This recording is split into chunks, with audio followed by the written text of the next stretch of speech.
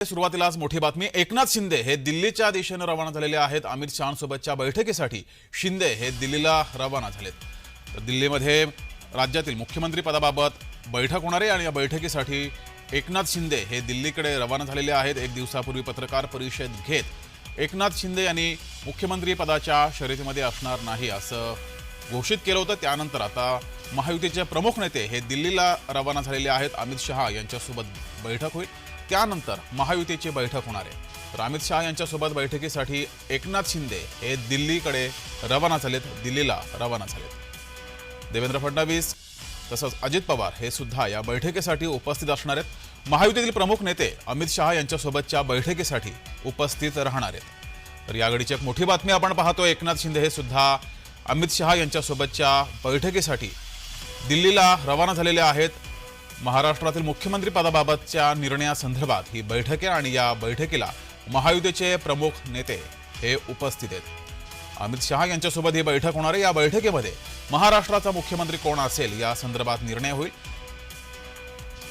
तसंच मंत्रिमंडळासंदर्भात सुद्धा चर्चा होण्याची शक्यता आहे। अधिक माहिती घेऊया, आपले प्रतिनिधी कुणाल बोहिटे आपल्यासोबत जोडलेत। कुणाल, एकनाथ शिंदे हे दिल्लीकडे रवाना झालेत।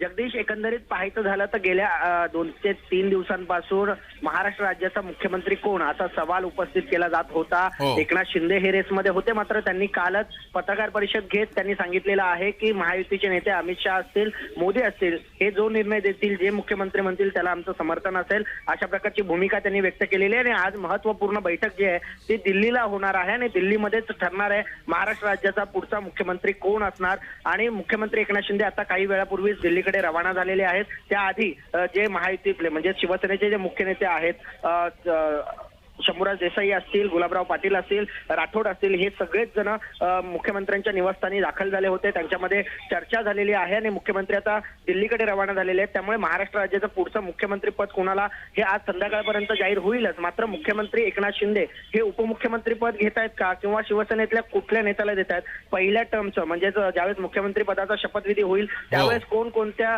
पक्षाचे नेते हे मंत्री पदाची शपथ घेतील, कोणाकोणाला मंत्रिपद वाटली जातील, या सगळ्याची चर्चा, सविस्तर चर्चा आज दिल्लीला होण्याची शक्यता आहे। आणि यासाठी मुख्यमंत्री एकनाथ शिंदे, देवेंद्र फडणवीस असतील, त्याचप्रमाणे अजित पवार असतील, या तिघांची मिळून अमित शहांसोबत बैठक असणार आणि या सगळ्या संदर्भामध्ये एक मोठा निर्णय आज होण्याची शक्यता आणि मंत्रिमंडळ त्याचप्रमाणे मुख्यमंत्री पदाच्या शपथीची तारीख देखील डिक्लेअर होण्याची शक्यता आहे। मात्र कुणाला अशी माहिती मिळते की सुरुवातीला अमित शहा यांच्यासोबत बैठक होईल, त्यानंतर महायुतीची बैठक होणार आहे।